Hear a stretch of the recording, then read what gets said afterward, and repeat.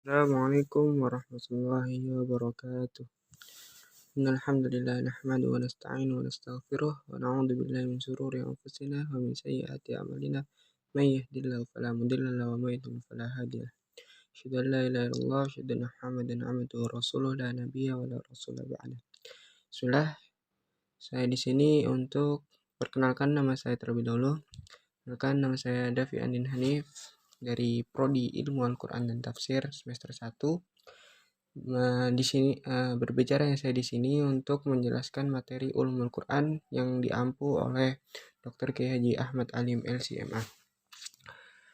Pokok pembahasan yang saya cantumkan di sini yakni ada struktur bahasa Arab dalam nas Al-Quran, terus disiplin ilmu dalam Al-Quran, Al-Muhmam dalam Al-Quran, Israiliyat dalam tafsir Al-Quran, ilmu munasabat, asbah dan nadhair dalam ulumul Quran, metode tafsir dan klasifikasinya, terakhir infiltrasi tafsir kontemporer.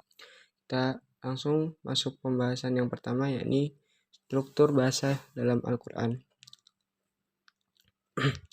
Bahasa Arab memiliki keindahan makna tersendiri dan juga memiliki ciri khas yang tidak dimiliki oleh bahasa yang lain. Karena ini adalah sebagai wahyu dan bahasa sunnah. Ibnu Katsir berkata, ketika menafsirkan surat Yusuf ayat 2 yakni karena bahasa Arab adalah bahasa yang paling fasih, paling jelas, paling luas, paling tepat untuk menyampaikan makna yang ada di dalam jiwa. Dan Ibnu Taimiyah berkata, bahasa Arab itu termasuk bagian dari agama, sedangkan mempelajarinya adalah wajib karena memahami Al-Quran dan As-Sunnah itu wajib. Tidaklah seorang bisa memahami keduanya kecuali dengan bahasa Arab. Urgensi bahasa Arab. Allah secara tegas berfirman, sesungguhnya kami turunkan Al-Quran itu dengan bahasa Arab agar kamu memahaminya atau agar kamu berakal. Al-Quran diturunkan dalam bahasa Arab sebagai bahasa yang fasih, jelas, luas dari sisi susunan lafadznya maupun maknanya. Imam Syafi'i dalam kitab Ar-Risalah dijelaskan, orang belajar bahasa Arab itu dia akan mampu menyikapi segala hal yang umum, hal yang khusus, yang mutlak sehingga hilangnya subhat atau keraguan-raguan.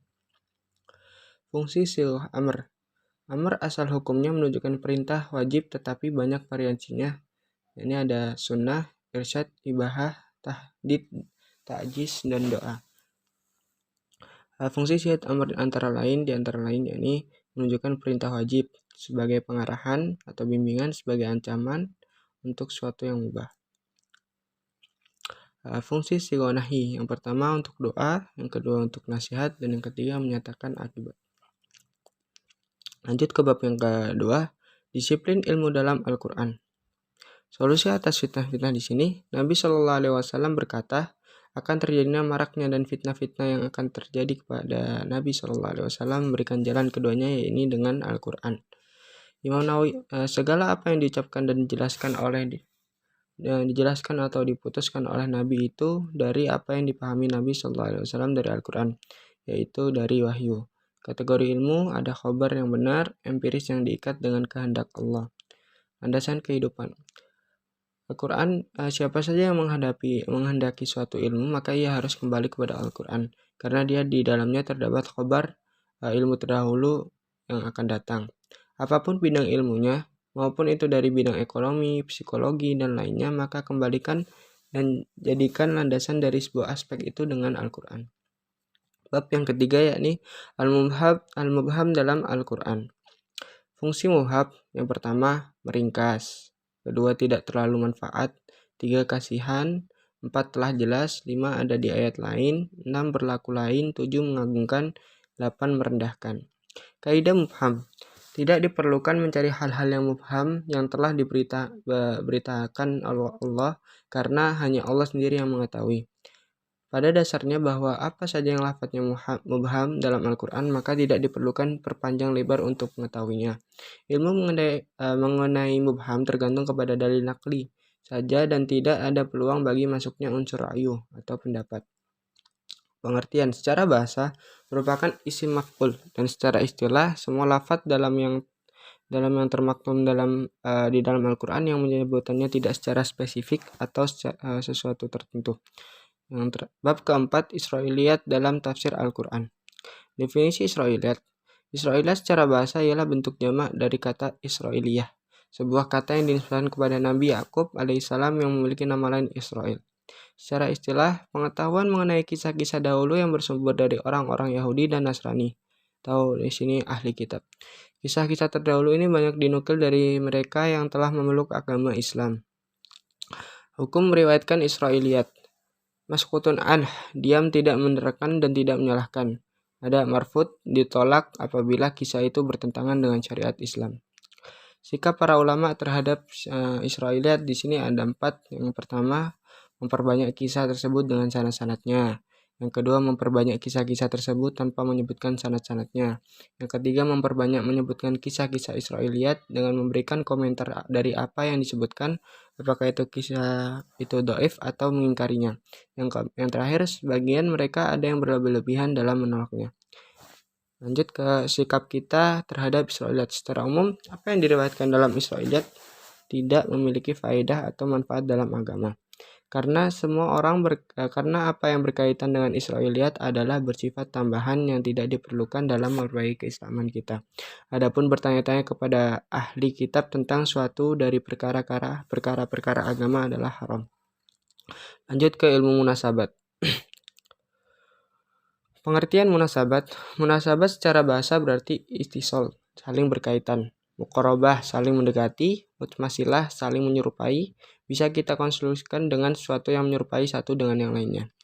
Mufasir mendefinisikan ilmu munasabat sebagai ilmu yang mempelajari tentang rahasia-rahasia serta alasan-alasan dalam susunan Al-Quran. Sehingga ada korelasi antara satu ayat atau surat dengan yang lainnya saling berkaitan tak terpisahkan. Pembagian munasabah ada 4, yakni munasabah antar suatu kelompok ayat dan kelompok ayat setelahnya, munasabah antar awal surat dengan akhir yang sama, munasabah antar nama surat dan tujuan turunnya.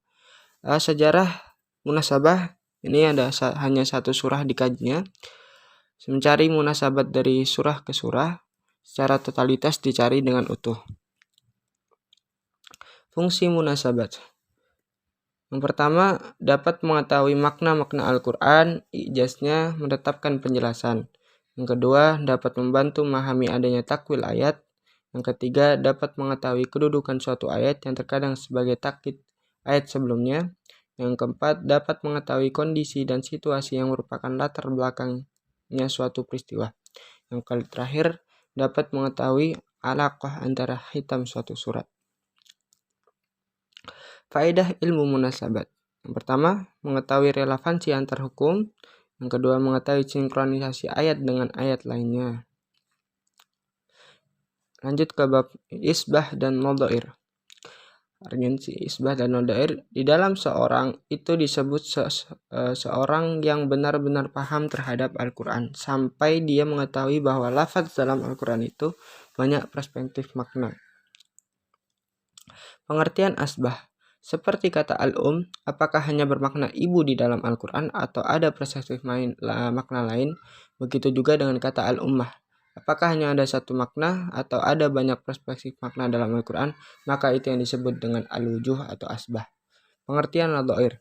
Memiliki makna satu, tetapi dari kesatuan itu memiliki cabang yang serupa atau yang sepadan. Contoh, makna insan atau manusia itu, maka itu mencakup siapa saja yang di situ masuk kategori insan.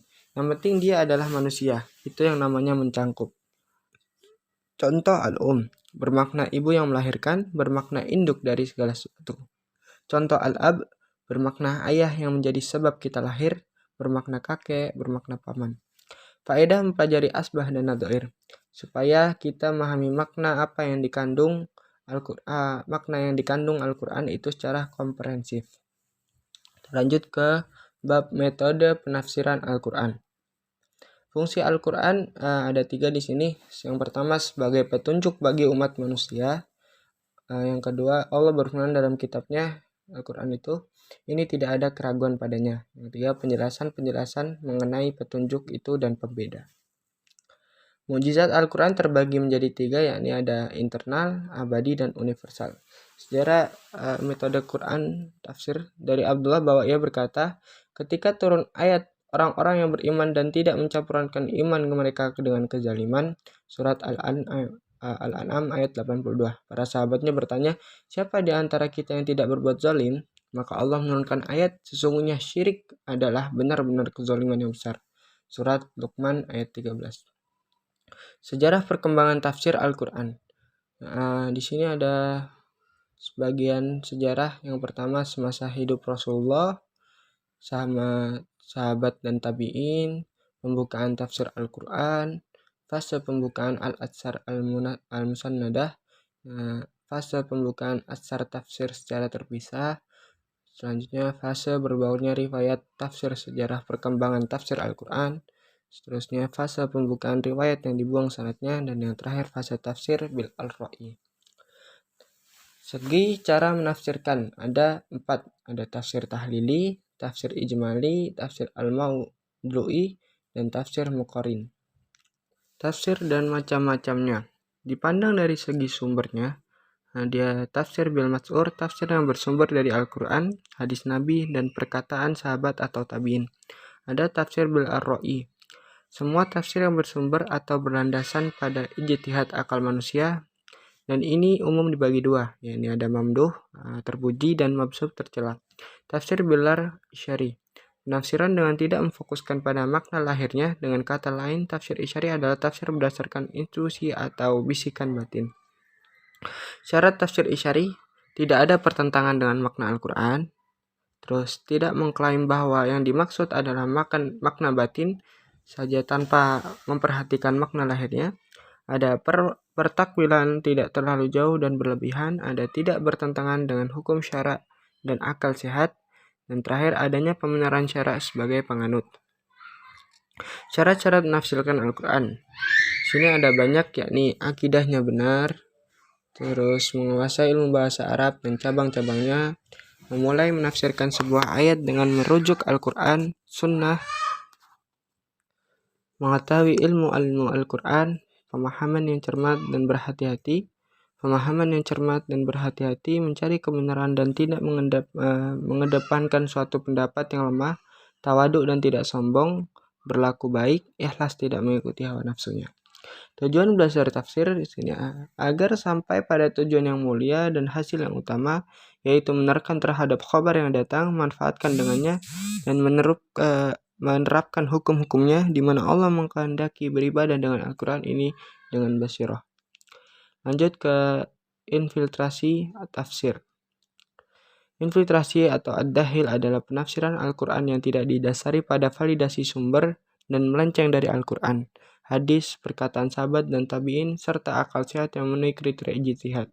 Infiltrasi penafsiran semakin terlihat ketika sekte-sekte dalam Islam banyak bermunculan seperti Mu'tazilah dan Ahmadiyah. Mereka banyak menusukkan Al-Quran berdasarkan kepentingan dan hawa nafsunya belaka.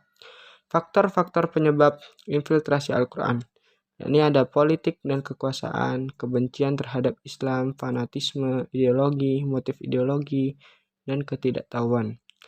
Mungkin itu saja yang bisa saya sampaikan. Wallahu a'lam bishawab. Saya selaku pembicara undur diri jika ada salah, mohon maaf sebesar-besarnya. Syukran. Assalamualaikum warahmatullahi wabarakatuh.